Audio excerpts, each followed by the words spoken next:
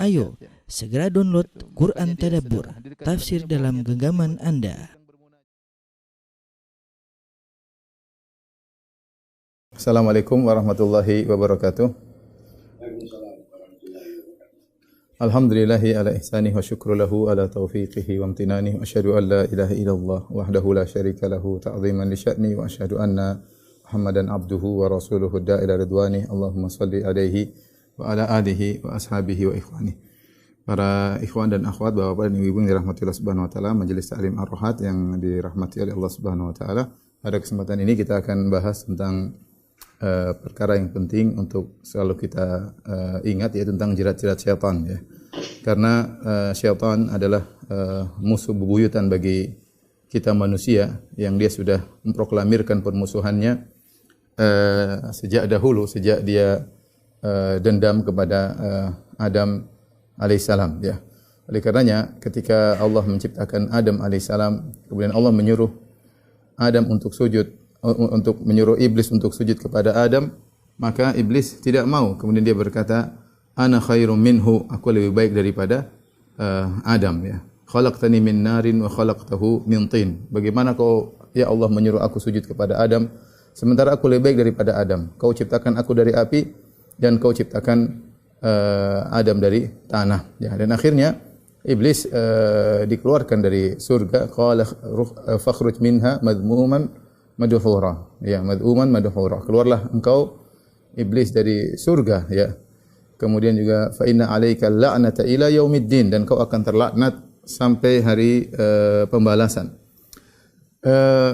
Iblis pun ketika dihukum oleh Allah, ya, maka dia pun minta izin kepada Allah Subhanahu wa taala untuk diberi umur panjang agar bisa menggoda Adam dan keturunannya. Dia bukan hanya dendam kepada ayah kita Adam, tapi juga kepada keturunan Adam, itu kepada kita-kita semua, ya. Iblis berkata, "Rabbi fa'anzirni ila yaumi yub'atsun." Ya. Ya Rabbku, tangguhkanlah kematianku sampai hari kebangkitan. Allah mengatakan, fa innaka minal munzarin, kau akan ditangguhkan kematianmu, ya, agar bisa untuk menjalankan misimu menggoda Adam dan keturunannya. Akhirnya sebagaimana kita tahu, akhirnya kedua orang tua kita Adam dan Hawa, ya, akhirnya digoda oleh iblis dan akhirnya memakan dari buah yang dilarang oleh Allah Subhanahu wa taala, ya. Kata Allah Subhanahu wa taala, fa waswasa lahuma syaitanu liyubdiya lahuma ma wuri anhuma min sawatihima. Akhirnya iblis beri waswas, beri bisikan-bisikan, berbicara dengan rayuan-rayuannya, ya, kepada Adam dan Hawa. Bahkan iblis wa qasamahuma, iblis bersumpah, innilakuma laminan nasihin, wahai Adam dan Hawa, saya ini niatnya baik, ya. Karena iblis ketika menggoda Adam, dia tidak datang dalam bentuk yang menakutkan, tapi dia datang dalam kondisi sebagai penasehat. Ya, dia mengatakan, inni lakum laminan nasihin. Bahkan dia bersumpah, demi Allah, saya ini ingin menasihati kalian berdua. Niat saya agar kalian berdua lebih baik daripada kondisi sekarang. Fadallahuma bighurur. Akhirnya iblis menipu mereka berdua. Akhirnya Adam dan Hawa pun sebagaimana sudah kita jelaskan panjang lebar dalam kisah Nabi Adam alaihissalam, akhirnya mereka berdua makan dan akhirnya mereka dihukum untuk turun ke bumi, ya. Apakah iblis puas kalau Adam sudah turun ke bumi? Tidak, iblis tidak puas, ya. Dia tahu dia akan masuk neraka. Maka dia ingin mencari pengikut sebanyak-banyaknya dari keturunan Adam, ya, untuk menemaninya di neraka, ya. Oleh karenanya dia bersumpah kepada Allah Subhanahu wa taala untuk menjerumuskan anak keturunan Adam ke dalam neraka jahanam, ya. Di antaranya iblis bersumpah di hadapan Allah Subhanahu wa taala. Qala hadzal ladzi karramta alayya, ya, la in akhartani ila yaumil qiyamah la ahtanikanna dzurriyyatahu illa qalila. Kata iblis, wahai ya Allah, ini Adam yang kau muliakan daripada aku, ya. Kalau kau kasih kesempatan kepadaku, aku akan menyesatkan keturunannya dan tidak ada yang selamat kecuali sedikit. Dia bersumpah, aku akan menyesatkan keturunan Adam dan tidak ada, ya, yang selamat kecuali sedikit. Dalam ayat yang lain, iblis mengatakan, fa bima aghwaytani la aqudanna lahum siratakal mustaqim. Ya, thumma la'atiyannahum min baini aydihim wa min khalfihim wa an aymanihim wa an syama'ilihim wa la tajidu aktsarahum syakirin. Kata iblis, ya Allah, karena aku telah disesatkan, ya, maka ya aku akan menyesatkan anak Adam seluruhnya, la aqudanna lahum siratakal mustaqim. Aku akan duduk di jalan mereka yang lurus. Setiap mereka mau menuju siratal mustaqim, aku akan nongkrong dan aku akan melazimi jalan tersebut, ya. Aku tidak akan meninggalkan jalan tersebut untuk menggoda mereka, anak-anak Adam. Tsumma la'atiyannahum min baini aydihim. Kemudian aku akan menggoda mereka dari depan. Wa an aymanihim, wa min khalfihim, dari belakang mereka, dari kanan, dari kiri. Kemudian kata iblis, wala tajidu aktsarahum syakirin, dan kau akan dapati, ya Allah, kebanyakan mereka tidak bersyukur. Artinya kebanyakan mereka akan tersesat olehku, ya. Kemudian juga dalam ayat yang lain kata iblis, la aghwiyannahum ajma'in, aku akan menyesatkan mereka seluruhnya. Jadi yang perlu kita sadari, Bapak dan Ibu yang dirahmati Allah Subhanahu wa taala, kita semua adalah target iblis. Kita semua target iblis karena iblis mengatakan la aghwiyannahum ajma'in, aku akan menyesatkan mereka seluruhnya. Selama kita adalah anak keturunan Adam, maka kita adalah target yang ingin iblis sesatkan. Allah Subhanahu wa taala, ya, telah mengingatkan kepada Adam, orang tua kita, akan bahayanya syaitan, ya, dan juga Allah ingatkan kepada kita melalui ayat-ayat Allah Subhanahu wa taala bahwasanya syaitan ini memang adalah musuh kita, musuh yang sangat nyata yang ingin menjerumuskan kita semua dalam neraka jahanam, ya. Allah berkata kepada Adam alaihissalam, inna hadza aduwwul laka wa li zaujika fala yukhrijannakuma minal jannati fatashqa. Wahai Adam, ingatlah ini iblis adalah musuhmu dan musuh istrimu. Jangan sampai dia mengeluarkan kalian berdua dari surga, maka kau akan sengsara. Dan ternyata berhasil. Adam dan Hawa, ya, padahal sudah diingatkan oleh Allah, tetapi Adam alaihissalam kalah dari tipuan syaitan. Yang ini menunjukkan bagaimana hebatnya tipuan iblis kepada Adam. Padahal Adam sudah diingatkan oleh Allah Subhanahu wa taala, ya. Tetapi ya ternyata Adam pun lalai, ya, alaihissalam, wa asa Adamu rabbahu, kata Allah, Adam pun bermaksiat kepada Rabbnya, ya. Kita tidak meragukan akan keimanan Adam alaihissalam, orang tua kita. Tapi saking hebatnya iblis dalam menggoda, ya, itu yang buat akhirnya Adam alaihissalam terpedaya dengan tipuan-tipuannya. Makanya Allah mengatakan fadallahum bighurur, yaitu iblis menggoda Adam dan Hawa dengan tipuan-tipuan, ya, dengan tipuan, dengan sumpah, dengan kata-kata manis, dengan datang sebagai penasehat, bukan datang dalam bentuk mengerikan, tidak. Tentu itu mungkin Adam dan Hawa takut, tidak, dia datang dalam bentuk yang menyenangkan, memberi nasihat, kata-kata indah, kata-kata menarik. Akhirnya perlahan-perlahan akhirnya Adam dan Hawa pun terjebak dan akhirnya turun dari bumi. Demikian juga Allah Subhanahu wa taala sudah ingatkan kepada kita, alam a'had ilaikum ya bani Adam, ya, la ta'budu syaitan innahu lakum aduwwum mubin.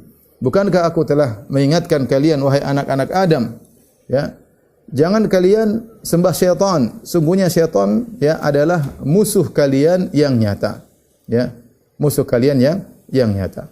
Allah Subhanahu wa taala juga dalam surat Al-A'raf mengingatkan tentang permusuhan syaitan kepada kita semua. Ya bani Adam, la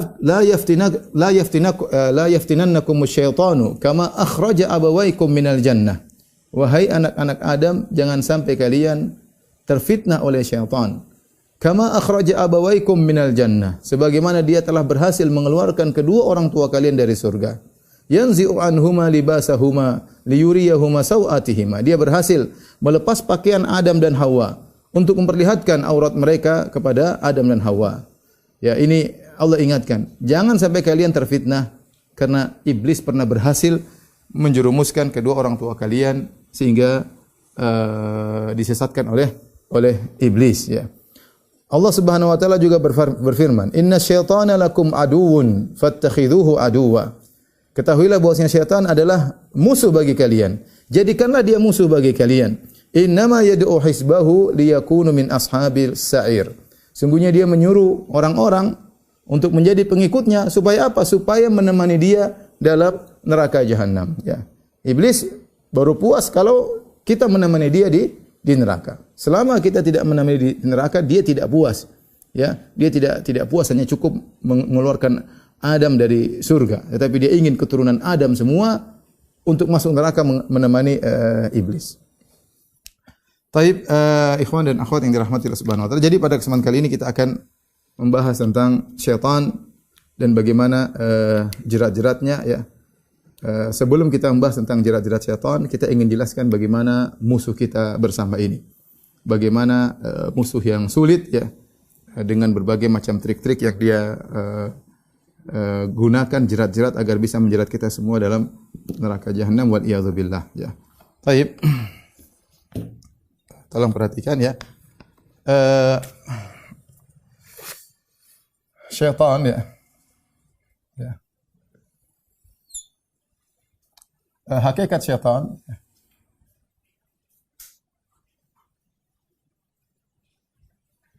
kemudian yang kedua mungkin kita bahas hakikat musuh-musuh kita ya. Hakikat kondisi musuh kita.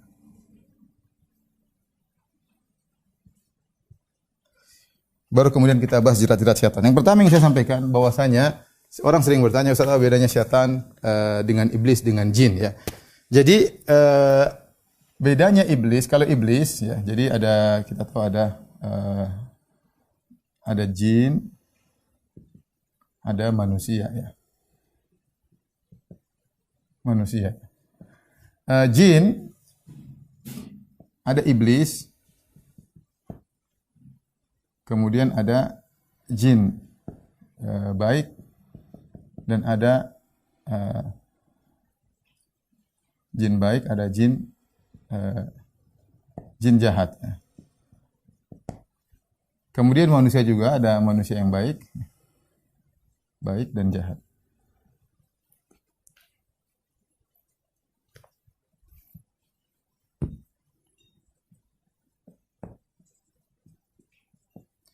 Adapun iblis, inilah dia berasal dari golongan jin, tetapi berasal dari golongan jin yang ditangguhkan umurnya. Ditangguhkan umurnya hingga hari kiamat. Hingga hari kiamat. Untuk apa? Untuk menggoda manusia. Untuk menggoda manusia. Adapun jin, ya, iblis juga dari jin, ya, sama-sama dari jin. Tapi jin ada jin yang baik dan jin jahat. Kedua jin ini, ya, mati sebagaimana yang lainnya, mati dan tidak ditangguhkan umurnya, tidak ditangguhkan umurnya. Berbeda dengan iblis, ya. Iblis punya anak buah dan anak buah iblis adalah jin-jin jahat. Nah, jin jahat ini disebut juga dengan syaitan ya. Iblis adalah bosnya syaitan.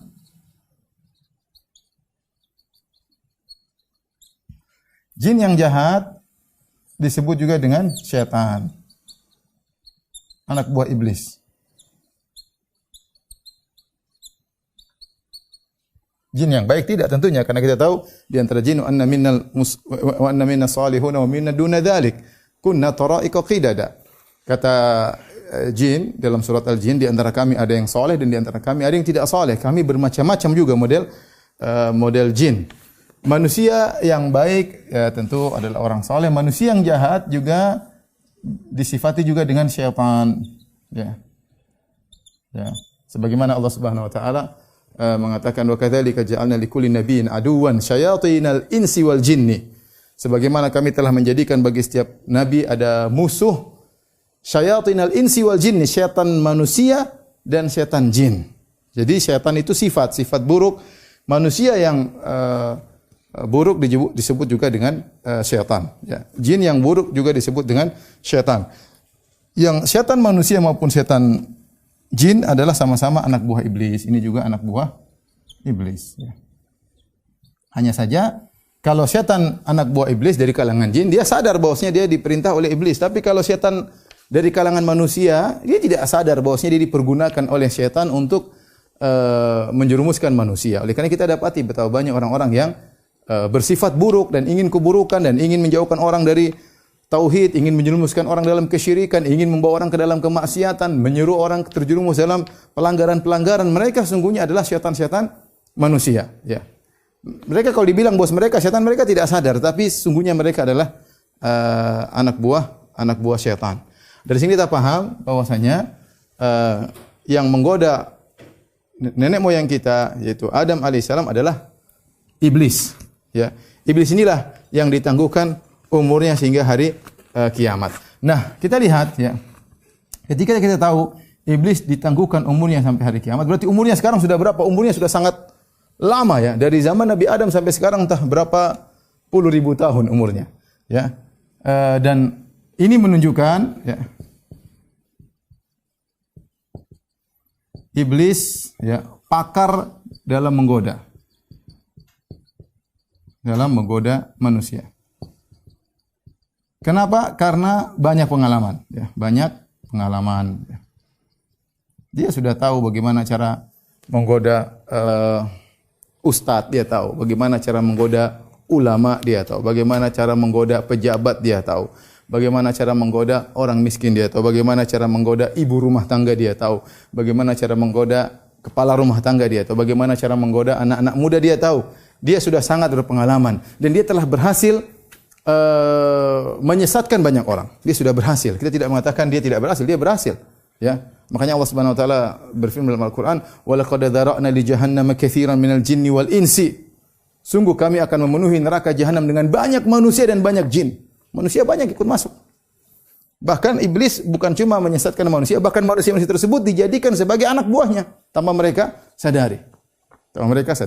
Bahkan sebagian ulama mengatakan begitu banyak manusia yang hebat dalam menyesatkan, seperti Fir'aun sampai ngaku sebagai Tuhan, ya. Sampai sebagian ulama mengatakan iblis pun kalah dengan manusia tersebut, ya. Dididik manusia ini menjadi penjahat sampai dia lebih hebat daripada iblis. Lihat, Fir'aun ngaku sebagai Tuhan, iblis saja tidak ngaku sebagai Tuhan. Iblis tidak ngaku sebagai Tuhan. Dia tahu Allah Tuhannya, ya. Fir'aun sombong sampai ngaku sebagai Tuhan. Namrud sombong sampai ngaku sebagai Tuhan, ya. Sampai dikatakan tentang Jaham bin Safwan. Jaham bin Safwan adalah seorang yang melakukan berbagai macam bid'ah yang menjadikan umat terpecah-pecah. Sampai ada yang mengatakan bahwasanya dahulu Jaham yata'allam min iblis. Dulu Jaham bin Safwan belajar dari iblis. Kemudian berkembang perkara sampai akhirnya iblis belajar daripada Jaham bin Safwan. Jadi maksud saya iblis ini luar biasa sampai ada anak didiknya yang menjadi berhasil. Intinya dia adalah makhluk yang memiliki banyak pengalaman dalam menyesatkan manusia, berbagai macam jerat sudah dia pasang dan dia sudah ngerti bagaimana menjebak yang si fulan. Kalau ini dijebak dengan wanita enggak bisa, tapi kalau dijebak dengan duit misalnya akan jatuh, atau sebaliknya ini dijebak dengan duit enggak bisa, tapi kalau dijebak dengan jabatan dia akan terjatuh, ya. Macam-macam iblis sudah ngerti. Baik. Ini tentang hakikat syaitan, ya, dan iblis, ya. Baik. Yang berikutnya kita bicara tentang sulitnya musuh yang berat, ya. Musuh yang berat itu iblis dan setan-setan jin, ya. Kalau setan manusia mungkin kita bisa lihat, tapi kalau setan jin berat, ya. Di antara hal yang menunjukkan bahwasanya musuh kita ini adalah berat, ya. Bahwasanya pertama setan atau iblis dan pasukannya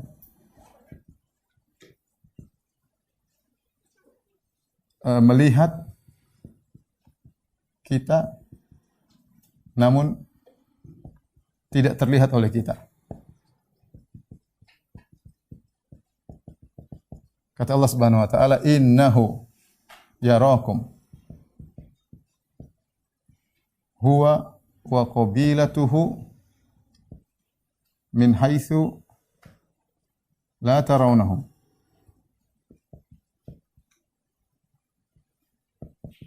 Sungguhnya ia melihat dia dan anak keturunannya dan anak buahnya melihat kalian dan kalian tidak bisa melihat mereka. Dan kita tahu musuh yang tidak terlihat adalah berat, ya. Musuh yang tidak terlihat adalah berat, ya.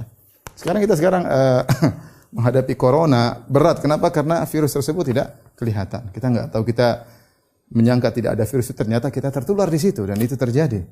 Tertular pada posisi-posisi yang kita merasa aman, ternyata malah tertular. Kenapa? Karena corona tersebut tidak terlihat. Ini kita bicara virus.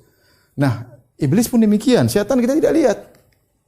Dia tidak lihat di mana dia, apa yang sedang dia rencanakan, kita tidak tahu. Jadi musuh yang tidak terlihat adalah musuh yang berat. Kemudian di antara hal yang menunjukkan bahayanya iblis dan syaitan adalah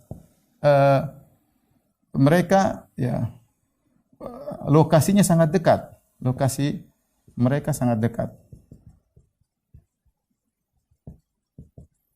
Apa kata Allah, kata Nabi sallallahu alaihi wasallam, "Inna syaitana yajri min bani Adam majra dam." Ya, sungguhnya syaitan itu mengalir dalam tubuh manusia sebagaimana aliran darah. Ya. Sebagaimana aliran darah. Oleh karenanya bahkan dalam hadis disebutkan bahwa setiap manusia ada korinnya. Ada korinnya, ada syaitan yang menemaninya, siap selalu menggoda dia. Maka dia harus berbenteng dengan keimanan, ketakwaan dan yang lainnya. Tapi intinya syaitan enggak usah bukan tinggal di lantai 2, bukan tinggal di RT lain, enggak. Dia sampai mengalir dalam tubuh kita. Menggoda dalam tubuh kita, ya. Ini musuh yang repot kita hadapi, tidak kelihatan, kemudian masuk dalam diri kita, siap menggoda kita. Seandainya musuhnya ada jarak masih mending, ini langsung masuk dalam tubuh kita. Kemudian apa? Dia goda langsung hati kita, ya. Yang digoda langsung kolbu kita. Kolbu kita itu alat yang sangat vital. Makanya alladzi yuwaswisu fi sudurin nas, kata Allah Subhanahu wa taala, alladzi yuwaswisu fi sudurin nas, yang membisik-bisikkan dalam dada manusia, ya. Yang bisik-bisikan dalam dada manusia. Berat, ya, yang dia langsung bukan lagi di telinga, dia langsung ke kolbu kita, yang situ merupakan tempat penentu kita iya atau tidak, ya. Iya atau tidak, ya. Kayak sebagian ulama mengatakan bahwasanya antara kolbu dengan akal benar, akal adalah bagian penerima data, mengolah data, tapi begitu mengatakan iya atau tidak, urusnya dengan kolbu, iya lakukan atau tidak, ya. Dan itu bagian tempat yang digoda oleh syaitan, tempat mengambil keputusan. Ini berbahaya, ya. Ini menunjukkan bahayanya syaitan. Kemudian di antara menunjukkan bahayanya syaitan, ya. Keempat, kata Nabi sallallahu alaihi wasallam dalam hadis, syaitan tidak pernah lelah menggoda. Dalam hadis kata Nabi sallallahu alaihi wasallam, inna syaitan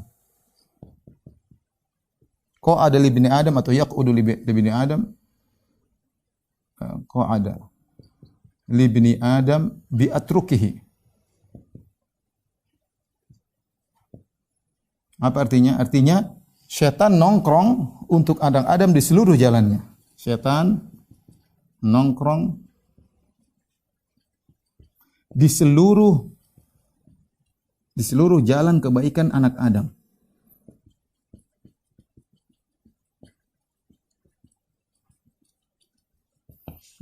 Di seluruh jalan kebaikan anak Adam, apapun dia akan goda. Lanjutan hadis ini disebutkan, kalau ada yang mau masuk Islam, dia akan mengatakan, kenapa kau masuk Islam? Nanti kau akan berpisah dari bapak dan ibumu dan keluargamu, kau akan dimusuhi oleh bapak dan ibumu. Dia ganggu, dia bisik-bisik, dia nongkrong situ. Nongkrong, dan dia sabar dalam menggoda manusia, ya. Sabar dalam menggoda manusia. Kalau dia mau berhijrah, maka akan takut-takut, kau akan meninggalkan tempatmu, kau akan tinggal pekerjaanmu, kau akan berpindah ke suatu tempat yang baru, yang situ tidak ada teman-temanmu, kau akan asing di sana, sehingga orang akhirnya tidak mau berhijrah.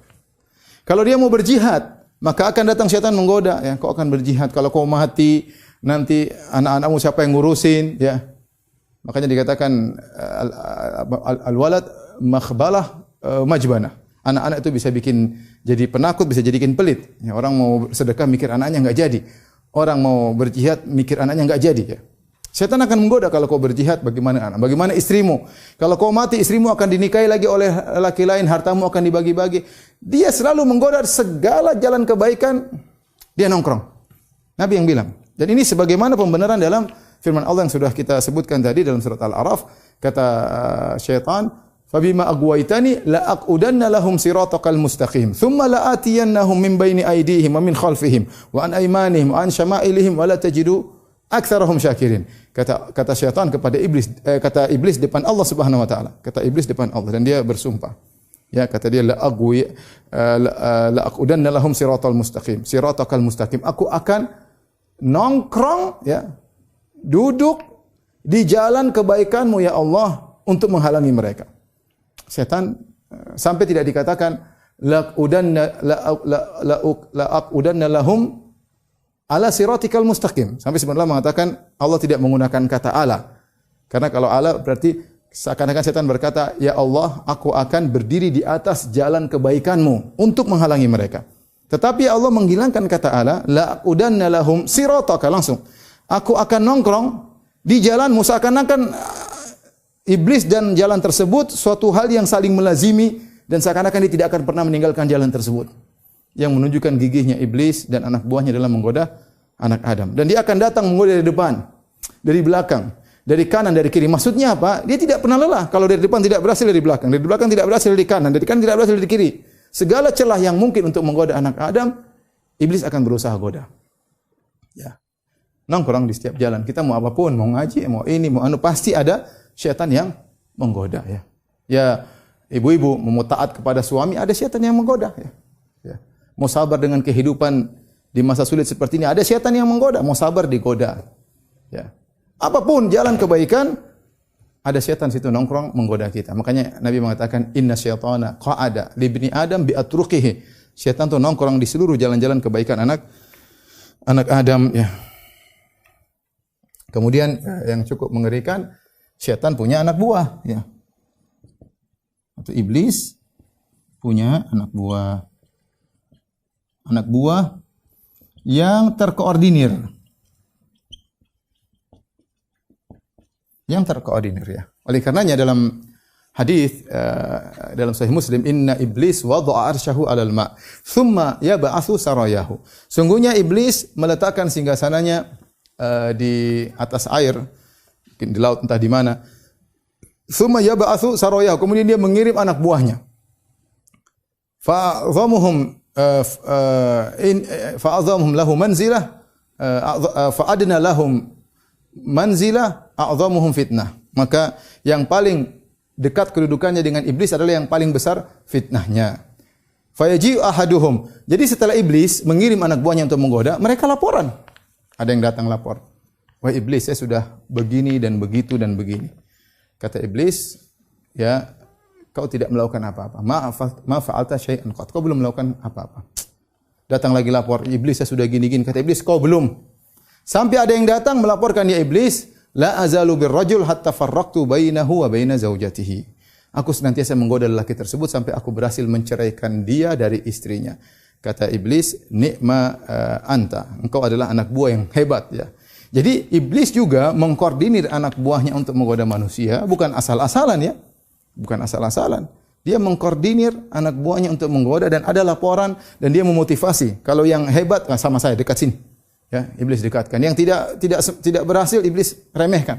Sehingga mereka termotivasi berbangga-bangga untuk bisa menggoda manusia kepada iblis. Mungkin bertanya, kok bisa mereka begitu? Ya, memang begitu sifat mereka. Sifat yang memang jelek seperti itu ya.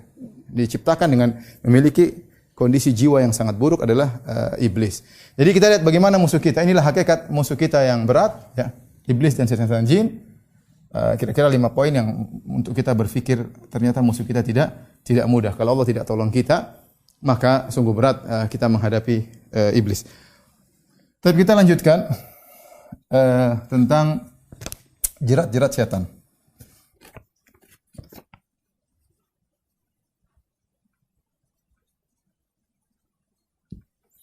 Jerat-jerat setan. Jerat-jerat setan tentu sangat banyak. Sudah kita sampaikan iblis sudah mungkin umurnya 20-an ribu tahun, kita nggak tahu umurnya berapa, dan dia sudah banyak pengalaman ya. Dan dia terus melatih anak buahnya untuk menggoda kita semua. Tapi secara umum ada beberapa poin yang disebut oleh para ulama yang menunjukkan bagaimana trik-trik iblis dalam menggoda manusia. Seperti disebutkan oleh Ibnu Qayyim rahimahullah taala, ya, di antaranya iblis melihat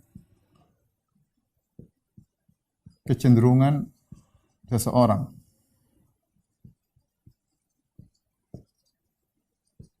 Ya, ini langkah pertama. Lihat kecenderungannya apa. Jika kecenderungannya kebaikan, ya, jika muyulnya atau kecenderungannya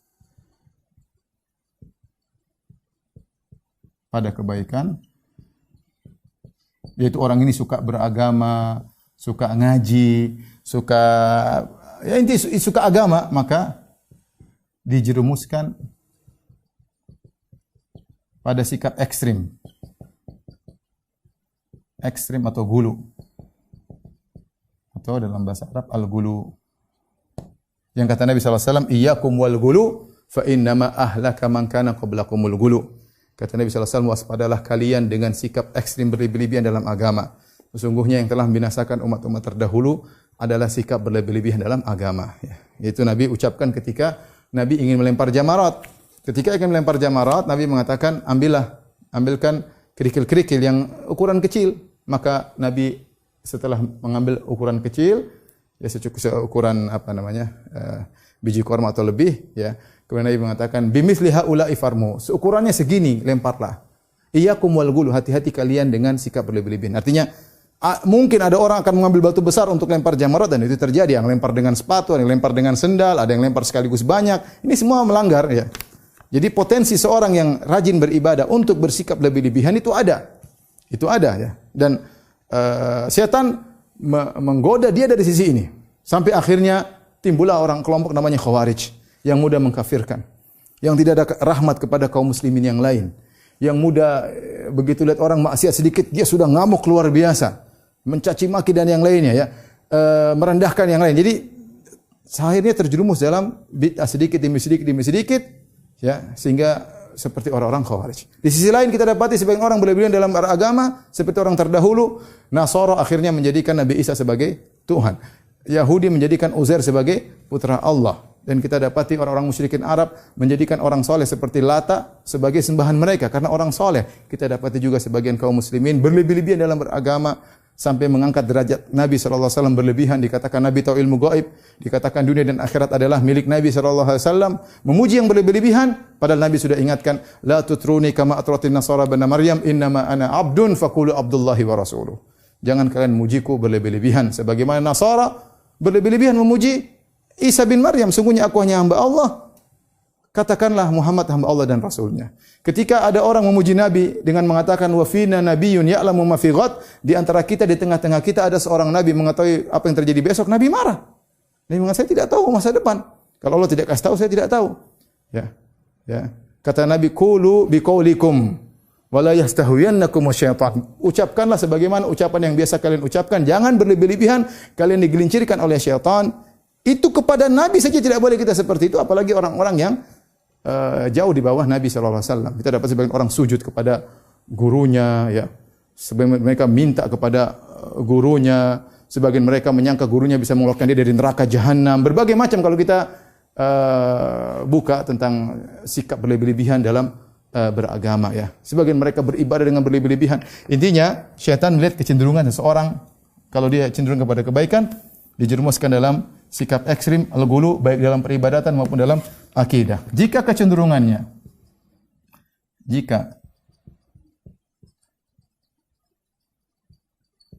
kepada maksiat, maka dijerumuskan dalam ditenggelamkan dalam kemaksiatan. Dalam kemaksiatan. Subhanallah, dalam Al-Quran Allah mengatakan wa ikhwanuhum yamuddunahum fil ghayyi thumma la yaqsurun. Kata Allah Subhanahu wa taala, wa ikhwan dalam surat Al-A'raf, wa ikhwanuhum yamuddunahum fil ghayyi thumma la yaqsurun. yaitu ikhwanuhum, yaitu syaitan-syaitan membantu terus menggoda manusia-manusia yang menjadi teman-teman mereka pelaku maksiat dalam kesesatan, terus didorong, dibantu untuk terus dalam kesesatan, tsumma la yaqsurun, dan mereka tidak pernah lelah. Ya, tidak pernah lelah. Setan-setan tidak pernah lelah dalam menggoda manusia. Terus kalau sudah tertarik terus dijerumuskan sampai kalau bisa kafir, ya. Maksiat terus, ini terus dan seterusnya. Makanya Allah mengatakan, "Alam taro anna arsalna syayatina 'alal kafirina ta'uzzuhum azza." Tidak kalian bagaimana lihat kami mengirim setan-setan kepada orang kafir menggoyang mereka. Maksudnya apa? Dibuat kalau tidak bermaksiat jadi gelisah. Dibuat kalau tidak bermaksiat dia jadi gelisah. Dia ingin bermaksiat. Kenapa? Syaitan terus menggoda. Jadi hati-hati, jangan disangka bahwasanya godaan syaitan cuma masalah kemaksiatan, bahkan dalam berlebihan dalam beragama juga adalah salah satu tipuan syaitan. Tapi di antara trik-trik syaitan, jerat-jerat syaitan adalah tazjin. Dan ini banyak menghiasi kemaksiatan. Ya, Allah dalam syaitan pernah bersumpah, la uzayyinanna lahum fil ard. La uzayyinanna lahum fil ard. Artinya, ya Allah, aku akan menghiasi maksiat. Aku akan menghiasi maksiat. Dan betapa banyak orang terjumus dalam maksiat, kekufuran gara-gara hiasan syaitan, ya. Makanya kata Allah Subhanahu wa taala, wa iz zayyana lahumus syaitanu a'malahum wa qala la ghaliba lakumul yawma minan nasi wa inni jarul lakum. Ketika terjadi perang Badar, ketika orang-orang musyrikin ragu-ragu, syaitan datang. Syaitan bisikan mereka, wa iz zayyana lahumus syaitan. Syaitan menghiasi mereka. Tenang wahai Abu Jahal dan kawan-kawan, kalian tidak akan kalah, kalian banyak, aku akan menolong kalian. Akhirnya kalah, ya. Syaitan menghiasi.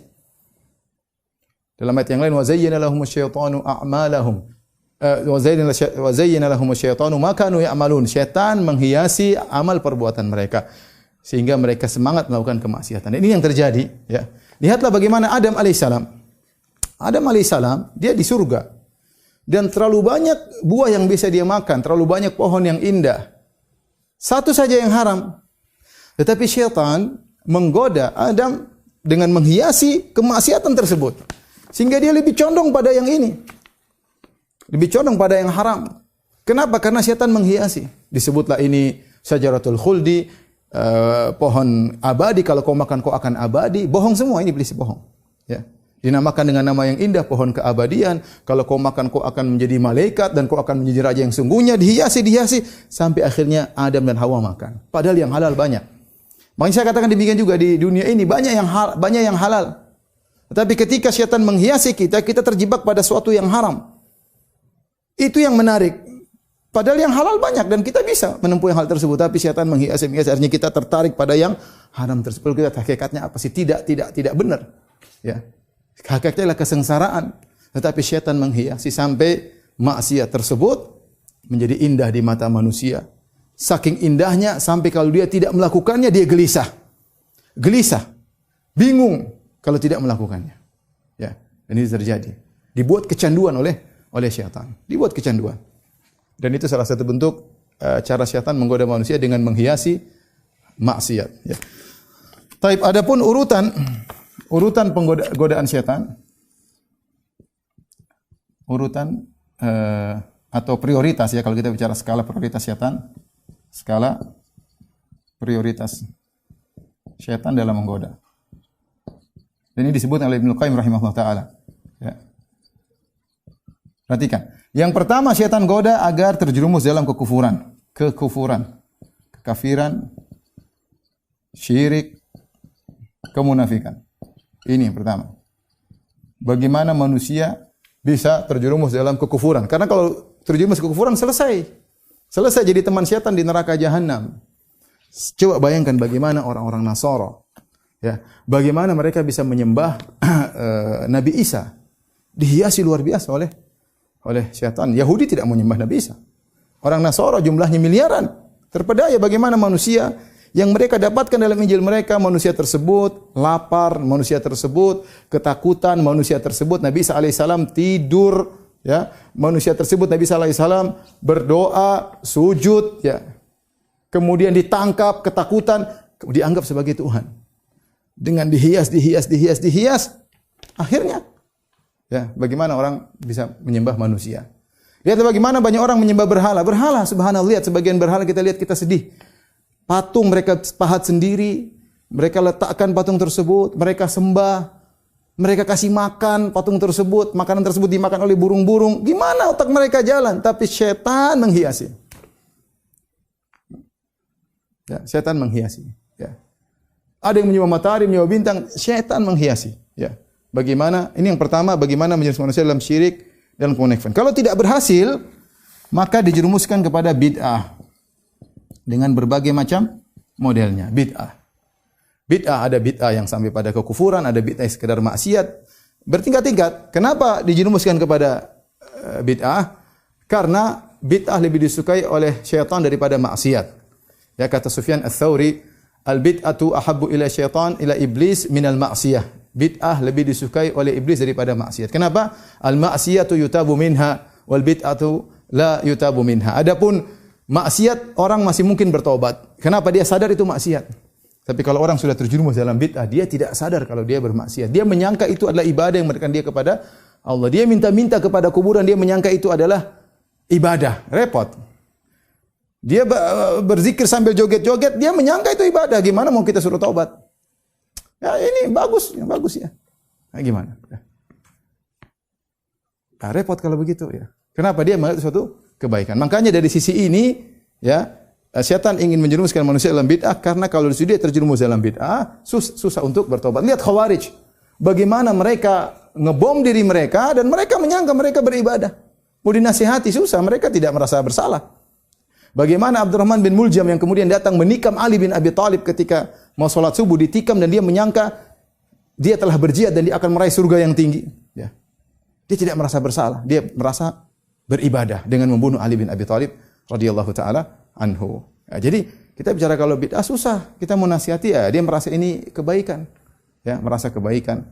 Oleh karenanya kalau setan tidak berhasil menjerumuskan dalam kekufuran maka akan dijerumuskan dalam bid'ah. Kalau tidak berhasil menjerumuskan dalam bid'ah maka dijerumuskan dalam dosa-dosa besar. Bagaimana cara setan menjerumuskan dalam dosa besar? Ya gampang. Sudah, lakukan saja. Sungguhnya Allah Maha Pengampun. Kau kan bertauhid. Tauhidmu nanti menyelamatkan engkau dari dosa-dosa. Digampangkan. Dan ini terjerumus sebagian orang. Mereka sudah ngaji, mereka tahu tentang keutamaan tauhid sehingga mereka menggampangkan maksiat. Terkadang mereka menipu orang lain. Terkadang mereka ya macam-macam mereka lakukan. Ada orang seperti justru bukannya ngaji semakin bertakwa kepada Allah, justru ketika dia ngaji dia merasa dia bertauhid sehingga dia merasa aman. Yang penting saya bertauhid, saya tidak berbuat syirik. Ya, sehingga dia berani melakukan dosa-dosa besar. Ada yang berzina, ada yang berani ngambil riba, enggak apa-apa, kan saya bertauhid. Ini bahaya. Ini di antara trik syaitan menggoda sebagian orang dengan mengatakan engkau ahli tauhid. Allah tauhidmu akan menghapuskan dosa-dosamu. Kita enggak tahu alam ya. Kemudian akhirnya kita orang-orang terjerumus dalam kemaksiatan. Lihat para sahabat yang mereka ahli tauhid, apakah mereka menggampangkan maksiat? Tentu tidak. Justru tauhid mereka mencegah mereka dari berbuat kemaksiatan apalagi dosa-dosa besar. Kalau tidak berhasil terjerumus dalam dosa-dosa besar dijadikan menggampangkan dosa-dosa kecil. Dosa-dosa kecil. Setan datang, itu dosa kecil. Lihat cewek, lihat nonton film apa enggak ada dosa kecil, bukan dosa besar. Benar, bukan dosa besar, dosa kecil, ya. Gampang, tinggal sholat selesai, ya. Tinggal istighfar selesai. Yang penting tidak lakukan dosa besar, Allah akan ampun. Digampangkan seorang melakukan dosa-dosa kecil dan itu terjadi, ya. Digampangkan, ya. Akhirnya kata Nabi sallallahu alaihi wasallam, "Iyyakum wa muhaqqiratiz dzunub." Hati-hatilah kalian dengan dosa-dosa kecil. Kata Nabi sallallahu alaihi wasallam, "Fa innahunna yajtami'na 'ala ar-rajuli hatta yuhliknahu." Sungguhnya dia melakukan dosa-dosa kecil digampang-gampangkan sampai terkumpul pada seseorang dan membinasakannya. Jadi dosa-dosa kecil kalau banyak jadi dosa besar. Ya. Kata seorang penyair, "La tahqiranna saghiratan, innal jibala minal hasa." Jangan kau meremehkan dosa-dosa kecil, sungguhnya gunung tersusun dari batu-batu kecil. Ya. Ya. Khalliz dzunuba saghiraha wa kabiraha dzaka tuqa. Wasna kamashin fawqa ardin dzati syauqi. Yahdharu man yara. Yahdharu ma yara. Ya. Hindarkanlah dirimu dari dosa-dosa kecil, dosa-dosa besar. Semuanya tinggalkan. Jadilah engkau seperti orang yang berjalan di atas suatu jalan yang banyak durinya. Hati-hati. Mau duri kecil, duri besar, hati-hati. Ya, dia hati waspada. La tahqiranna saghiratan. Jangan kau remehkan dosa kecil. Innal jibala minal hasa. Sungguhnya gunung itu berasal dari batu-batu kecil. Ya, hati-hati. Oleh karena setan kalau tidak berhasil menjatuhkan seorang dalam dosa besar, dia membuat seorang menggampangkan dosa-dosa kecil. Ya. Nah, jadi masalah terkadang orang menyangka dosa kecil ternyata dosa besar. Hati-hati. Ya, hati-hati. Taib ya, yang berikutnya, kalau ternyata tidak berhasil menjerumuskan dalam dosa kecil, dibuat sibuk dengan perkara-perkara yang mubah. Disibukkan dengan perkara-perkara yang boleh, perkara-perkara mubah. Inilah jalan-jalan ke sana, jalan-jalan ke sini, baca ini, baca anu, main ini, olahraga sana. Kita bilang boleh, tapi jangan kebanyakan. Di antara tipuan syaitan kita dibuat terjebak dengan perkara-perkara yang mubah sehingga waktu kita habis. Ketika kita mati catatan amal kita cuma sedikit. Kenapa sibuk jalan ke sana, sibuk jalan ke sini, safar ke sana, safar ke sini, baca ini, nonton ini, komentar anu, main ini, main anu, ngobrol sana, ngobrol sini. Kapan solatnya, kapan baca Qur'annya, kapan berbakti sama orang tuanya, kapan zikirnya. Habis waktu. Syaitan ingin sehingga ketika kita meninggal dunia catatan amal kebaikan kosong, isinya amal mubah, perkara-perkara yang boleh. Jalan ke sana, jalan ke sini, main sana, main ke sini, kumpul sana, grup sini, grup sini. Hati-hati. Bukannya dilarang, ini bagus. Orang sibuk dengan perkara yang baik, yang boleh, sehingga dia terhindar dari kemaksiatan. Tapi jangan berlebih-lebihan. Karena hidup kita cuma sebentar. Apalagi ibu, sebagian ibu sudah tua ya. Sudah tua, sudah semakin peot, kemudian masih malas beribadah. Terus kapan lagi mau nunggu siapa ya? Menunggu malaikat maut menjemput. Udahlah kita bertakwa kepada Allah. Umur yang tinggal, kita enggak tahu siapa yang duluan meninggal. Tapi maksud saya, biasanya yang sudah tua lebih dahulu meninggal biasanya, meskipun tidak harus ya. Tapi maksud saya kalau kita sudah tahu kita sudah semakin tua, sudah di atas 40, saya juga sudah di atas 40, maka kita kembali kepada Allah Subhanahu wa taala. Umur kita tidak tahu kita kapan dipanggil oleh Allah. Betapa sering seorang keluar dari rumahnya, dia tidak terbetik dalam diri 1% pun dia akan meninggal, tiba-tiba dia meninggal. Ya. Wala tadri wa ma tadri nafsun madza taksibu ghadan wa ma tadri nafsun bi ayyi ardin tamut. Seorang tidak tahu apa yang dilakukan besok dan seorang tidak tahu di mana dia akan meninggal dunia. Ya. Tapi kita lihat sekarang di musim corona banyak orang kaya, uangnya banyak tapi dia enggak bisa menyelamatkan diri. Kasih virus kena meninggal dunia. Tapi hati-hati jangan tersibukkan dengan perkara-perkara mubah sehingga akhirnya membuat kita kosong dari amal saleh. Yang terakhir kalau setan tidak berhasil menjerumuskan dalam hal ini, disibukkan dengan ibadah-ibadah yang pahalanya kurang ya, sehingga meninggalkan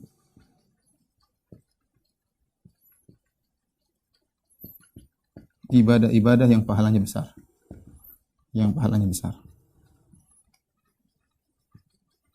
Saya kasih contoh. Ini sederhana. Contoh seorang punya orang tua masih hidup. Kan pahalanya besar kalau dia menyenangkan ibunya, menyenangkan bapaknya. Tapi setan buat dia lalai dari ibunya. Dia sekedarnya saja. Kepada ayahnya sekedarnya saja. Dia sibuk mungkin apa kek, ini nyantun anak yatim kek, nyantun, ya ini semua bagus. Tapi kita harus punya prioritas. Makanya para sahabat sering bertanya kepada Nabi, "Ya Rasulullah, ayul amali ahabbu ilallah?" Amalan apa yang dicintai oleh Allah? Ayul mu'min afdal? Mu'min apa yang paling afdal? Ini sahabat sering bertanya karena mereka tahu bahwasanya umur mereka terbatas, kemampuan mereka terbatas. Ketika kita diberikan kesempatan beramal saleh yang besar, jangan kita lalaikan. Kita tinggalkan yang prioritas, yang primer, kita lakukan yang sekunder atau tersier. Hati-hati. Ya. Sama seorang wanita mungkin lupa melayani suaminya, ngaji terus, ngaji bagus, tapi suaminya butuh layanan, suaminya butuh perhatian, dia tidak peduli. Pahalamu di sini. Pahalamu berbakti kepada suami. Bukankah Nabi SAW bersabda, "Idza shallatil mar'atu khamsaha wa shamat syahraha, ya, wa hafizat farjaha, wa ata'at ba'laha, qila laha udkhilil jannata min ayyi babin syi'ti." Jika seorang wanita salat 5 waktu, enggak usah salat sunnah, salat 5 waktu doang. Puasa, enggak usah puasa sunnah, puasa bulan Ramadan doang. Jaga kemaluan, taat kepada suami, dikatakan kepadanya masuk surga dari mana pintu saja yang kau kehendaki. Jadi jangan sampai salah skala prioritas seorang terjebak. Kita gabungkan, kita ngaji, waktunya berbakti sama suami, berbakti sama suami. Jangan sebaliknya suami minta dilayani maka kita ini salah. Nah, seperti teman saya, ada teman yang pernah mengeluh. Dia mau pergi kantor pagi-pagi, kemudian dia ada hasrat ingin mendatangi istrinya bilang, "Aduh, Mas, saya lagi belum selesai baca Qur'annya, belum selesai zikir pagi petangnya." Ya ukhti, ini lebih wajib. Ini lebih wajib. Jangan terjebak, itu jebakan syaitan. Ya. Maka seorang harus pandai-pandai melihat prioritas, karena di antara jebakan syaitan membuat orang sibuk dengan ibadah yang kurang pahalanya sehingga meninggalkan ibadah yang pahalanya lebih besar, ya. Tapi ini di antara jerat syaitan. Di antara jerat syaitan adalah membuat ragu, ya. Membuat ragu terhadap agama, ya. Dalam satu hadis kata Nabi sallallahu alaihi wasallam, "Ya'ti syaitan ila ahadikum." Datang syaitan kepada salah seorang dari kalian, kemudian mengatakan, "Man khalaqa hadza?" Siapa yang ciptakan ini? Kita jawab Allah. "Man khalaqa hadza?" Siapa yang ciptakan ini? Allah. Sampai dia bilang, siapa yang ciptakan Allah kalau begitu? Kalau ada bisikan syaitan seperti itu, Tuhan ada atau tidak? Ya, sudah, bilang a'udzubillahi minasyaitonir rajim. Bertawud kepada Allah. Wal yantahi, sudah, jangan lanjutkan. Itu syaitan menggoda kita, membuat kita ragu tentang Islam. Ya. Dengan bisikan-bisikan syaitan, ya. Dan banyak orang terjebak. Lihat banyak orang-orang liberal ragu dengan agamanya, ragu. Sehingga dia bilang semua agama benar, mau syirik, mau apa terserah, semua masuk surga. Ya, yang penting akhlak baik. Ragu dengan agamanya, ragu dengan Islam yang satu-satunya agama mengajarkan kepada tauhid, yang lain mengajar kepada kesyirikan. Dia ragu. Itu hati-hati, itu juga jebakan syaitan. Di antara jerat syaitan adalah menakut-nakuti. Ya. Kata Allah Subhanahu wa taala, "Asy-syaitanu ya'idukumul faqra wa ya'murukum bil fahsya." Syaitan menakut-nakuti kalian dengan kemiskinan, mau bersedekah, aduh nanti miskin. Bersedekah, ya akhi ini sudah benar sedekah. Nanti anak istri sudah makan selesai, sisa uangnya sedekahkan. Nanti butuh anakmu ke depan, jangan dibuat ragu-ragu sama syaitan. Ditakut-takuti, takut miskin lah, takut inilah. Akhirnya orang jadi pelit gara-gara kemakan dengan syaitan. Di antaranya adalah jerat syaitan adalah wanita. Dalam hadis kata Nabi sallallahu alaihi wasallam, "Innal mar'ata auratun fa idza kharajat istashfara syaitan." Sungguhnya wanita adalah aurat. Kalau dia keluar syaitan mengintai begini, syaitan mengintai. Maksudnya apa? Untuk dijadikan jerat untuk menjerat para lelaki. Dihias, dijadikan wanita cantik, dijual bebas supaya orang dilihat oleh banyak orang. Makanya kita lihat sekarang iklan semua wanita. Mau iklan sikat gigi wanita, iklan mobil wanita, iklan motor wanita, iklan HP wanita, semua iklan wanita. Kenapa? Karena memang menarik. Sebagai jualan, ya. Syaitan tahu hal tersebut. Wanita dijadikan jerat-jerat syaitan. Di antaranya mengadu domba. Apa kata Allah Subhanahu wa taala? "Wa qul li ibadi yaqulu lati hi ahsan." Katakanlah kepada hamba-hambaku untuk mengucapkan kata-kata yang lembut. Ya. Inna syaitana yanzagu bainahum. Sungguh syaitan mengadu domba di antara mereka. Ya.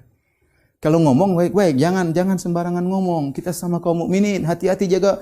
Mungkin kita punya niat baik, menegur orang, tapi ingat kata-kata dijaga. Karena oleh Allah yang suruh, "Inna syaitana wa kulli ibadi yaqul lati hi ahsan." Katakanlah kepada hamba-Mu, ucapkanlah kata-kata yang baik. Sungguhnya syaitan mengadu domba di antara mereka, ya. Apa kata Nabi Yusuf alaihissalam ketika kepada ayahnya, "Wahai ayahku, aku mimpi begini-begini." Kata ayahnya, "La taqsus ru'yaka ala ikhwatika." Jangan kau ceritakan mimpimu kepada saudara-saudaramu. Kenapa? "Inna syaitana aduwwun mubin." Inna syaitana lil insani aduwwun mubin. Sungguhnya syaitan adalah musuh yang nyata mengadu domba di antara kalian, ya. Hati-hati. Kata Nabi sallallahu alaihi wasallam, "Inna syaitan qad ayisa an ya'budahul musallun fi jaziratil arab, walakin fi tahrishi bainahum." Syaitan putus asa untuk disembah oleh orang-orang yang salat di jazirah Arab, tapi syaitan tidak pernah putus asa untuk mengadu domba di antara kaum muslimin. Kita jangan terjebak dengan sikap adu domba, karena sikap domba itu adalah gerakan syaitan. Sekarang perkara yang menyedihkan, ormas ini bermusuhan dengan ormas anu, ya. Pengajian ini bermusuhan pengajian yang anu, ya. Kita kalau ada yang salah tegur dengan cara yang baik, tidak harus kemudian jegal-jegalan, maki-makian, medsos kemudian kita Alhamdulillah, hati-hati kita terperangkap dengan godaan syaitan. Teman kita yang saleh itu juga seorang muslim, sampaikan dengan kata-kata yang lembut agar dia bisa tujuan kita kan supaya dia sadar, bukan untuk kita menghabisi dia, menghina dia, menginjak-injak dia, siapapun, maka ingat ini di antara godaan-godaan syaitan. Saya rasa waktunya sudah habis, ya. Insyaallah mungkin lain kali kita bisa sambung. Demikian apa yang bisa sampaikan pada kesempatan kali ini kepada Majelis Taklim Ar-Rahat dan kepada Om Ilham. Terima kasih atas perhatiannya semua. Kurang lebihnya saya mohon maaf. Wabillahi taufiq wal hidayah. Assalamualaikum warahmatullahi wabarakatuh.